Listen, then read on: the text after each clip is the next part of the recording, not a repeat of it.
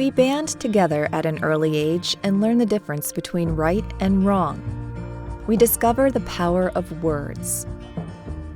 Words can unite and inspire, but words can also divide.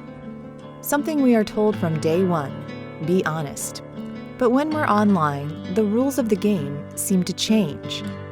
A recent MIT study found false news stories are 70% more likely to be retweeted than true stories. Why? Most of these stories are shared from people we're told to trust from a young age, like friends, family, coaches, and community leaders, who we all have emotional ties to. But research shows a majority of people post haphazardly on social media and aren't always credible news sources. So how can we make truth trend online? As a professor, I've found the greatest value in conversation and awareness, asking simple questions to engage critical thinking. So we're gonna do a little pop quiz and you can just shout out the answers, okay? What's wrong with this picture? I mean, it's the fact that there's a car driving on a road, but there's a shark underneath the water. Like, there's no depth, there's not an accurate depth perception there. Very good. What else? It's Houston. Why is that significant? Because it's not, it's like close-ish to an ocean, but it doesn't like touch the ocean. Exactly, Ashton. Good one. Both good. Hannah, Ashton. What would you want to do to further check this? I would reverse the image, like search it. Awesome. What else would you do?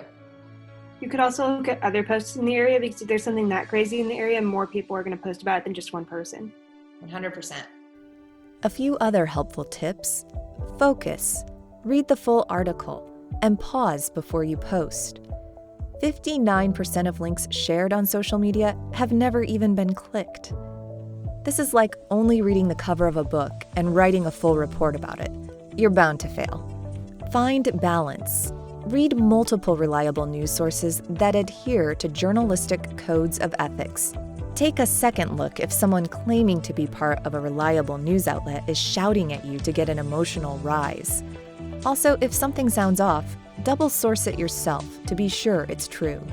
Fact-checking websites like Snopes, PolitiFact, and factcheck.org serve as great mythbusters.